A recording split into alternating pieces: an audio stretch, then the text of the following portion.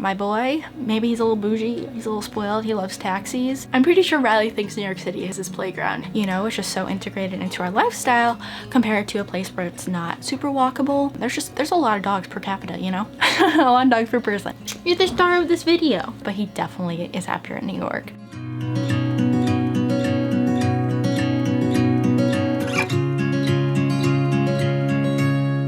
Hey friends, it's Darcy. Welcome back to my YouTube channel, and I'm here for a really exciting video that I've been wanting to make for a while but wanted to wait long enough to give it justice. So for those who don't know, if you've been watching my channel, I'm sure you do, I adopted a dog about just over a year ago, and he's like the love of my life.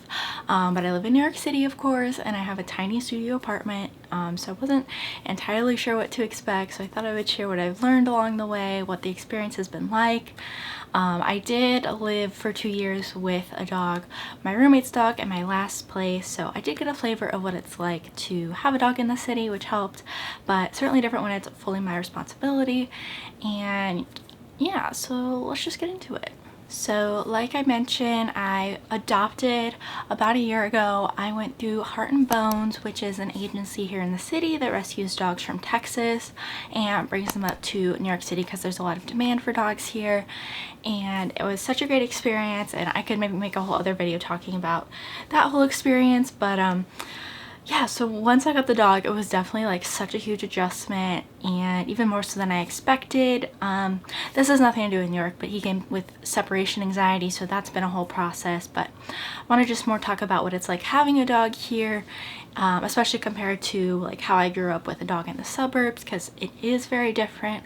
But I will say, it has been overall a really great experience, honestly even better than I expected.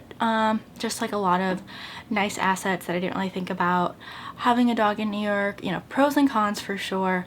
But overall I think it's actually, New York City is a really great place to have a dog, and I'm gonna get into why. So I guess I'll start off with some of the cons just a little bit, the more hot takes if you will. So for me, I would say there's just like a couple of cons, and I think everything I'm probably going to talk about might vary breed to breed, because I know, like for example, some rescues have a really hard time adjusting to New York. I was lucky that Riley did not. He adjusted overall pretty well. So again, just every dog's going to be different, especially if they're puppies and born and raised here versus Riley came out, you know, 5 years old, so very different. But for us, the hardest part, besides the separation anxiety, which is independent of New York, that would happen anywhere, the hardest parts have been, I would say, just the amount of strain I put on my legs living in a 5th floor walk-up. Did not think that entirely through when I got this apartment, because it was before I got him. I knew I was getting a dog, but I did not think through the fact that I'd be going up and down several times a day. The only thing I thought about that was I didn't want a puppy, because I knew I would be going up and down like an hour every single hour with a puppy, so I knew that, but I didn't think about that it still would be a lot. So I've actually had knee pain here and there, and I think it's just partly how much I walk him in general, but especially living in the 5th floor walk-up, there are times where I'm like, oh, I really don't want to go up and down the stairs to take him out at like 9 p.m. before bed, but you gotta do what you gotta do. And so hopefully at some point I will have an elevator instead. So this is not the case for everyone, but there are a lot of walk-up buildings in New York, so of course not the only one who has this experience, and I'm sure lots of other dog owners in New York do as well.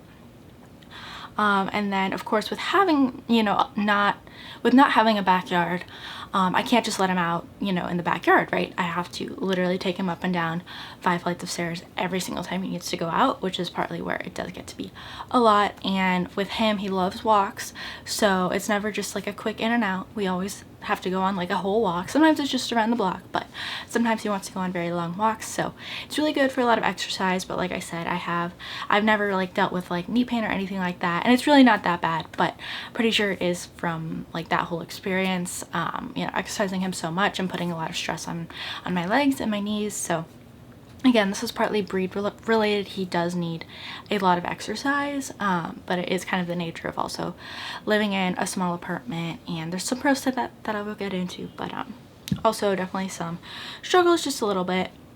And so one other problem, I would say the main problem that I have had that's related to New York City, is kind of the amount of stimuli, I guess you could say, on walks, particularly how dirty New York is. And I never fully comprehended it until having a dog, but my gosh, there is just food everywhere.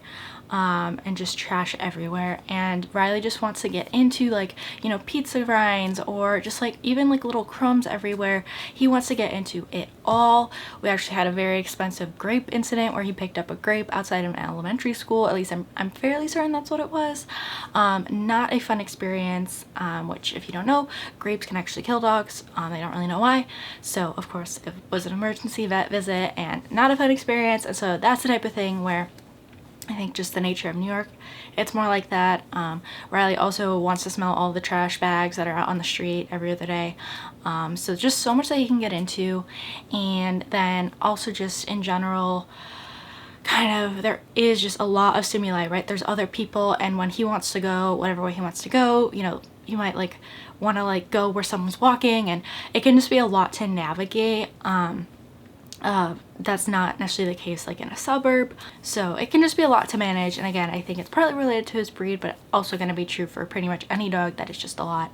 And one thing that I personally worry about, just as, you know, a dog mama, you have your worries, right, is just like the amount of bikes and cars around. Like sometimes he just is like wants to smell something, and all of a sudden will like not full on bolt, but like really pull and like want to go into the bike lane or something, and it's like immediately no, like you cannot do that. And so I just worry one day he'll do that and there's like a biker there, and for the most part he has really learned like he cannot step off the curb.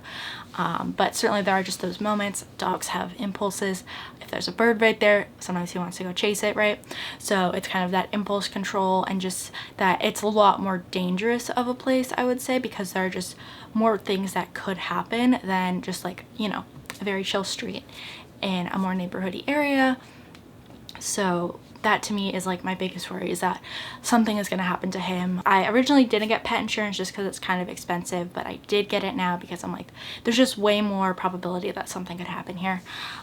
So thankfully the only thing that's happened is the grape incident, but yes. So all of that being said, on the flip side, there are a lot of pros that come with, you know, all of this and then some. I'm pretty sure Riley thinks New York City is his playground in the best possible sense of the word. He just loves going on walks. When I first got him, he literally wanted to go out like 7 times a day because he just wanted to go on walks and smell everything and explore. And even now, like the same street every few hours is still interesting to him because the smells are always changing. So many other dogs, so many other people, animals, food, like just so many smells in the city. Some maybe not, you know, pleasant smells, but for him, he's all, you know, he's so curious about it all, and it's really good stimulation for him, especially as a more high energy dog and as a terrier. Like he just, oh my gosh, he loves it so much. I think he likes it more than food half the time. And yeah, so that's where I think New York City is actually a really good environment for him, and that he did adjust so well because he was like, this is so exciting. And yeah, it's like his playground. And so I think it's actually a pretty good fit for him. And because he is on the smaller side, he doesn't seem to mind the studio apartment, which was partly why I got him. He's only 20 pounds. And I knew I wanted a smaller dog for a number of reasons, like being able to travel with him for my building's rules, but then also, you know, just for the nature of having a smaller apartment. I of course didn't want a big dog to have to deal with that. But for us, I think it's actually really good. And I've seen people talk about this before, that when you have a backyard, it's easy to just, you know, stick them in the backyard and that's it. They don't get a lot of extra stimulation, changes in environment, and it's really easy to not exercise them enough. Versus here, we get so much exercise. He gets out so much because of the studio apartment. Like we don't have that luxury of having the backyard, and so I think it's actually overall like net positive because he does get so much exercise and gets out a lot more than I think some dogs do that don't live in a city, which is sort of ironic in a way, but it's like you have to actively make that choice every single day, and now it's just part of our routine that we have that. I feel like I'm talking really fast, but it's because I'm passionate about this and I'm also very caffeinated. Another great thing is there's so many dog parks here, and there are, you know, designated green spaces here too. And so that's where, I don't even know how many dog parks there are just in Manhattan alone, but then of course like throughout the entire city. But we literally live like 5 blocks away from one that we go to, not every single day, but several times a week for sure, because obviously he can't be off leash in most areas, but you know, that's one place that he can be off leash. And you do have to be really careful about, you know, being around those other dogs. But you know, there are just like, he loves Central Park. We go to Central Park so often, so there's a lot of ways where you can really get that exercise, good stimulation for them in the city that I think people might not realize if they don't live here. And the other thing with that is that they are so socialized as dogs. Like that's obviously super important for them, especially because he doesn't have a sibling.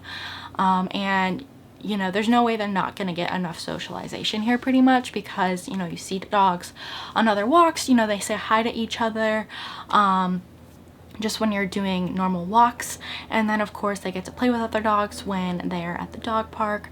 And so it's just really good for them overall, and also good for like tiring him out. And I love that element of the city, that it's good for both of us really, because then I, you know, say hi to the other dog owners, and it's just like such a good way to foster community. Like I talk to so many people more than I ever did before, because I would never have a reason to talk to people, but people want to ask me about him, and you know, if we're with another dog owner, exchange, you know, little tidbits. And I just talk to people from all walks of life, because everyone loves dogs. Well, most people love dogs, but people from all walks of life like dogs. So I get to, you know, speak to people who I wouldn't normally, and just foster that sense of community, because you see some, you know, a lot of the same dogs and dog owners. And I would certainly like to get to know more people, but it's definitely really helped me kind of foster a little bit more sense of community, and it's just really good for both of us. One thing I would say that's on the pro of some of those cons is, and tying into with having all the stimuli and also being around so many other dogs, is that dogs here have to be really well trained. It's just there's no choice, and Riley by far is not perfect. There are so many dogs that are incredibly well trained here, some that are less so, and I would say Riley's kind of in the middle. There's definitely some more things I want to work on with him, but for the most part, like, dogs here are so incredibly well trained because they have to be to, you know, be in this kind of environment. It's almost like exposure therapy of like, Riley doesn't flinch when there's sirens, you know, when an ambulance comes by, because he's so exposed to them that it's his normal now.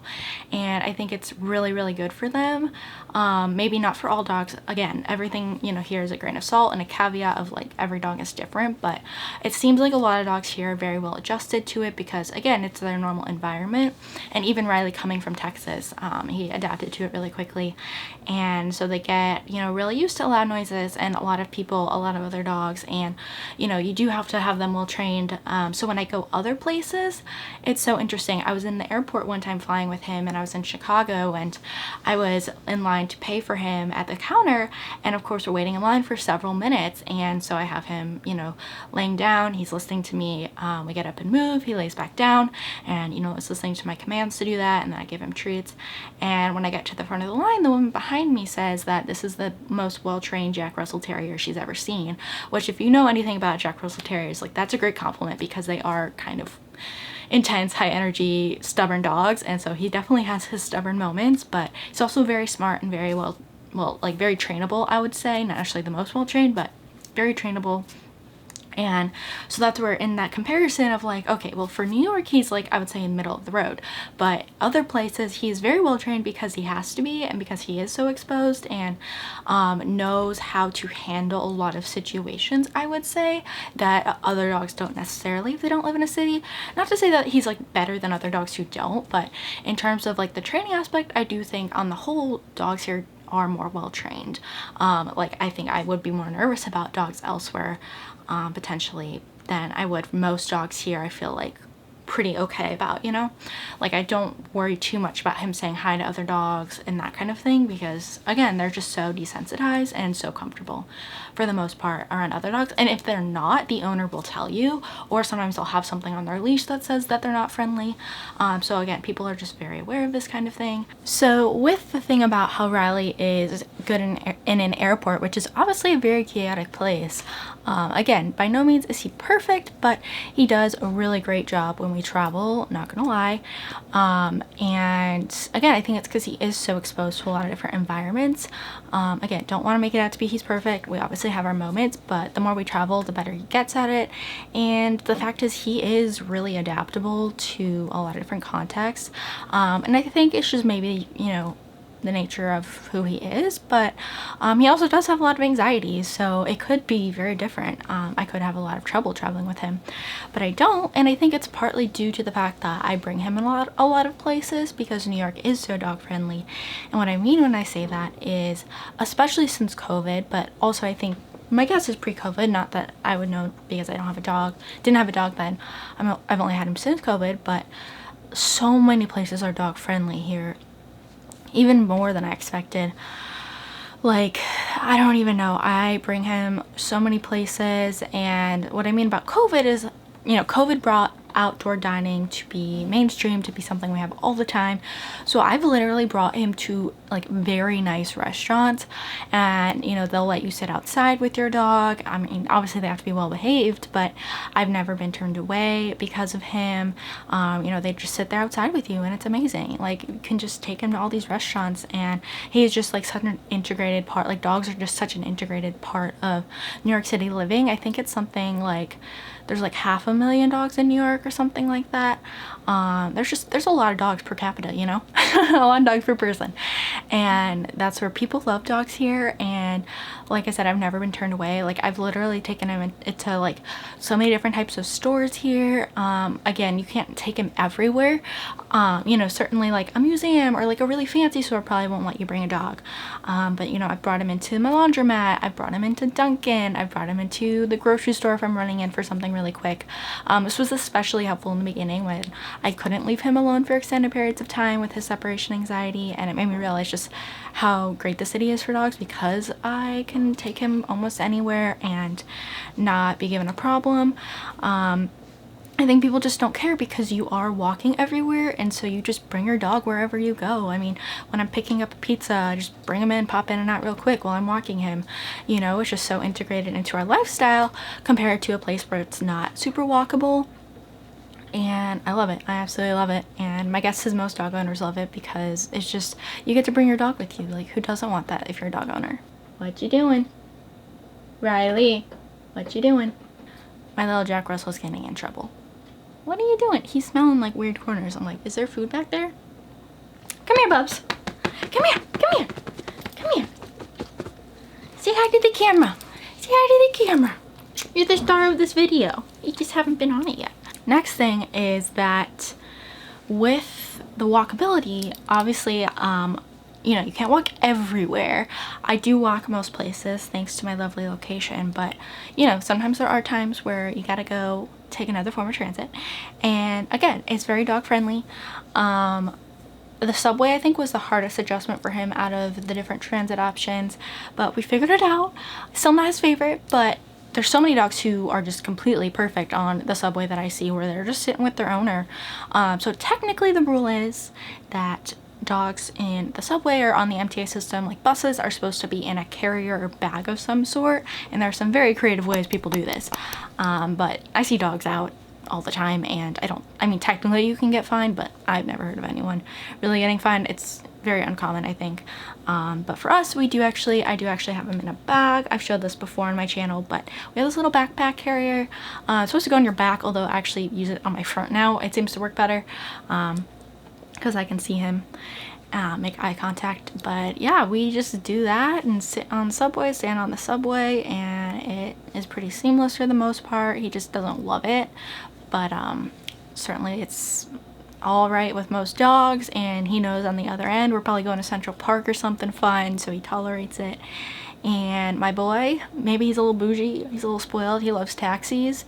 Oh my goodness, he is so cute in taxis. He just is living the best life, living his best life, his rescue life. And so, you know, obviously he's just like good about cars and whatever, but yeah, it just seems like for the most part, transit is okay. Subway is a little bit tough, but again, it's dog friendly. Like, they could say you can't bring your dog on the subway, and they don't, because it is so dog friendly. And then that means we can get further places that we can't walk, like Central Park and all sorts of different parks in the city. And then of course you have access to Amtrak, like trains like that, and that's also dog friendly. I've taken him on that once, and we're actually going again soon.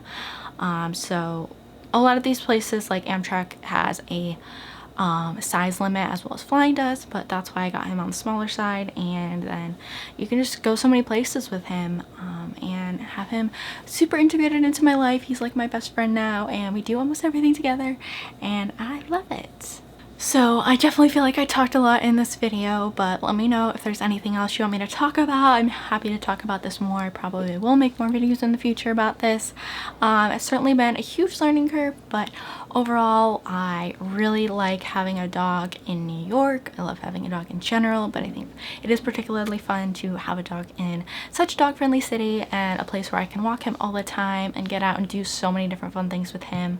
And he seems to really like it too, and I was worried that when I would go back to the suburbs to see my family, he would be happier there, but he definitely is happier in New York, because he gets bored there real quick. There's not different smells. There's like only a couple different walking paths. Here every walk is different, both in terms of like where we can go and also all the smells. So he seems to be a New Yorker boy already, and I actually would really recommend it. Maybe not for everyone. It can be a lot of work, especially when you live in a 5th floor walk-up, but it's a good experience overall despite some of the cons there. I think it's a pretty good life for dogs, so don't believe anyone who tells you that you shouldn't have a dog here, because I would say that's not true. Maybe not a 120-pound dog unless you have a gigantic apartment, but most dogs I think are living a pretty good life. So that is all for today. Thank you so much for watching. I hope you learned something or found this interesting. Subscribe if you're not already, and I'll see you all next time.